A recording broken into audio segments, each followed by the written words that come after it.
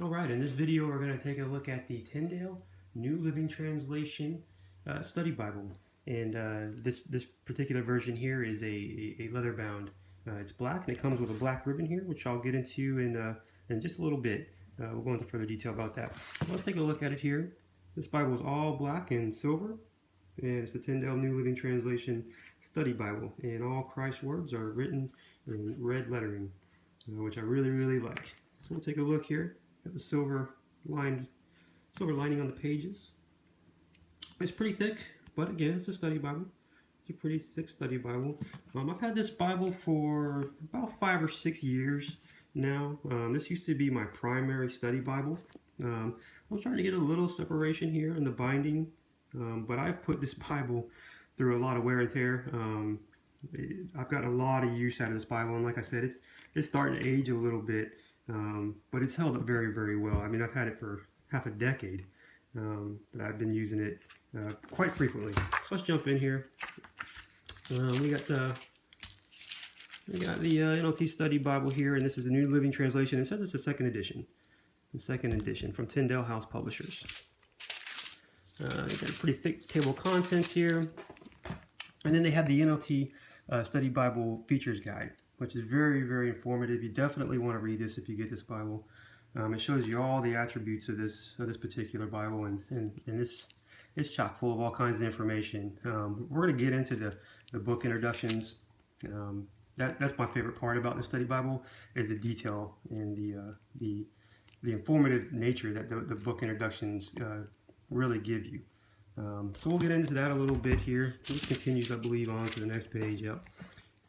They show you all the theme notes you're going to see, what to look for in theme notes, running outlines, cross-references, and obviously the study notes, because it is a study Bible.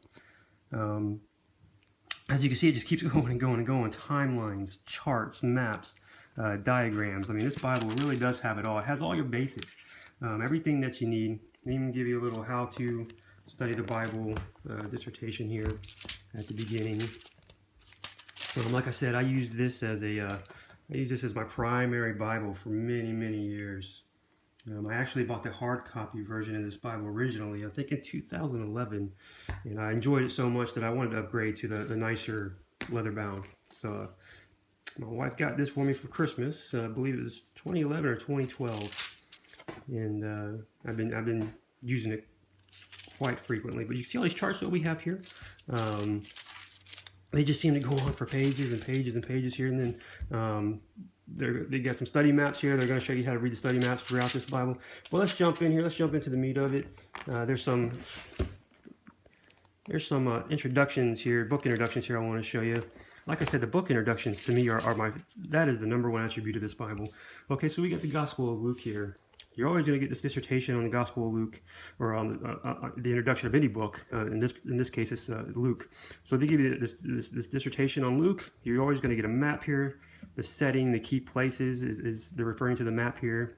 You always get an outline, and then you get another summary of Luke. And you always have these timelines up here, up on the corner of the page, on the side of the page. It'll either be on this side or over here on this page. And as you can see, look how far this goes. Look at all the information they give you in the book introductions. The authorship, the occasion and place of writing, the meaning and the message, the recipients. And I really like this too. You're always going to get some famous quotes when it's applicable. You're going to get famous quotes from famous Christians and theologians and Christian leaders throughout history over here. I've seen Martin Luther and whatnot, but you'll get these little famous quotes here. And then you always get further reading. We're still in the introduction of the book of Luke, and I think we're on page 5 now. It's still the introduction. So they're going to make sure that you have everything that you need, which was my favorite part about this book. So when I started actually reading Luke, I felt like I already knew everything about it just from the introduction. But like I said, you're going to get some further reading here, and it's just further reading outside the book of the Bible. Some other books that you can pick up if you want to learn more about the book of Luke, obviously, and then what the commentators wrote here in the introduction. All Jesus' words are written in red in this Bible. All written in red. You're always going to have your cross references kind of here in the center.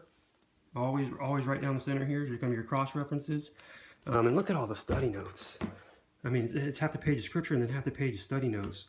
Another thing I really liked about this Bible that I don't find so much in most other study Bibles. I know the New Testament that's the popular testament, you know, that's the one that that's the meat and potatoes of the Bible, you know, and that's where they want to save all their room for. They want to save all the room in the New Testament for all the study notes. So I feel like some study Bibles kind of go skimpy on the Old Testament study notes, but that's not the case with this study Bible. I have some study Bibles that, especially in the Psalms, it will just give you just a couple, 2 or 3 lines for a whole chapter. That's not the case with this study Bible. You can see I just went randomly to a Psalm page, and you can see all the study notes for all the scripture here on these 2 pages. Look at this. See, look at all the study notes in the Old Testament. Usually I just get this little bit down here on a study Bible in the Old Testament, but I mean they didn't hold back here. Look at all these study notes. And I'm in the Old Testament. You don't typically see this with most study Bibles. Not this many study notes. Look, we're in 1 Kings. Look, you got this big map here. You got all these study notes here. You got all these study notes here. I was very impressed with that. You just don't typically see that. Here we have, they're always given these little essays. I call them kind of doctrinal footnotes. As you can see here, this one's God or Satan. These are all over the Bible, all over. And they're just dissertations from the commentators, you know, they're explaining. So, you know, whatever the story's talking about here, they'll kind of spin off here and talk about it in further detail. And they'll always give you the references to the verses where it can be found, what they're speaking about here. So that was very, very, very informative. You got, like I said, you got your basic everything that you need in here. My absolute favorite thing, obviously, is what I've showed you, is the book introductions. They're very thorough, they're lengthy, and you feel really confident going into the book that you're getting ready to read after studying out just the book introductions. You got the day is coming, you know, and they give you this dissertation here of what they're speaking of, and all the cross references here off in the center column, and not to mention all the study notes that go along with it. But look at all these study notes. The top of the page. The top of the page is your scripture, and then look, 3/4 of the page on each side is study notes. So they really didn't hold back. Look, just about every other page I go to, you're either going to get a character personal profile, which in this case is Judas Iscariot. They're going to tell you about Judas Iscariot in further detail, and give you the references where you can do your own research to just to confirm what they're saying, and then you get all these study notes. You'll get little illustrations throughout like that. There's a good one back in the flood with Noah's Ark. I don't want to give it away, but there's a really good illustration back there. Pontius Pilate. Look all the information they give you on Pontius Pilate. So they really don't hold back. They make sure that you're well informed here. I really enjoy this Bible. Like I said, this was, look at the Apostle Paul. It takes the whole page here. And then Paul's ministry. They give you a little chart here. Paul's ministry. But like I said, I really enjoyed this Bible so much that I had the hard copy, had to buy this copy, and this was my primary study Bible for many, many years.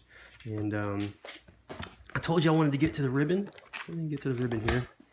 I really like Tyndale's ribbons. I don't know what it is about their ribbons. Tyndale makes my favorite ribbons. And that's not different here. They're always just so cloth-like, and they're very, I don't know, they don't bend. They're not like flimsy and brittle like some ribbons that I get. You'll see here, I'm starting to get a little fraying on the end, just the end. That's the only part of the ribbon that's starting to deteriorate. I'm starting to get a little bit of fraying on the end, but like I said, I've had this Bible for a half a decade at least, and I've really put it to some good use. It was my primary study Bible for many, many years. So I didn't just buy this Bible and put it on my shelf. I've used this Bible, as you can see. I've got markings all through here. I've really, really enjoyed this Bible. This Bible was a blessing to me. Look, you're always going to get your dissertations. I mean, you can't go very far without getting these dissertations. I mean, I really don't have any complaints about this Bible. I really, really don't. If I didn't like it, I wouldn't have bought it twice. You know, Tyndale's taking all my money. But that's okay. That's okay, because the blessing that I've got from the material they've put out is more valuable than the little bit of money that I've given to them. But it's a great Bible. Great Bible. Let's go here to the back and we'll wrap this up. We've got charts here throughout. But let me see here. I thought that was this section here in the back I wanted to show you. They get the introduction to the time after the apostles, very informative. The first canon, the apostolic church, apostolic, it's a hard word for me to say. The canon of the apostolic doctrine, and they give you these charts here to go along with it. It's really good information that you'll read. If you know the Bible ends and you're kind of wondering, well, what happens next? You know what I mean? What happened after Revelation? They kind of put it out there for you. You get the reference helps here. You got a nice little. I say it's actually a nice big study plan they give you here. You actually get a dictionary of indexes for Greek and Hebrew words, which was very helpful. I actually did find myself going back there quite a bit, just out of curiosity, and it was very informative. We have subject indexes like a conversation. You want to learn more about Corinth, confirmation of, just subject and indexes back here. Really good information, just for further Bible study. Kind of sends you on your way on a little trail that you follow. Then you have the NLT dictionary and concordance here in the back, and like most study maps or study Bibles, excuse me, you're going to get these big colorful maps here in the back. They actually give you quite a few of them back here, more than most study Bibles give you actually. There's a lot of maps here.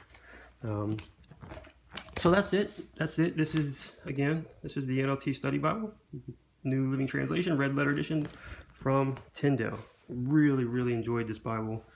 As you can see, I've used it quite a bit, and I've got no complaints. Love this Bible. All right, God bless.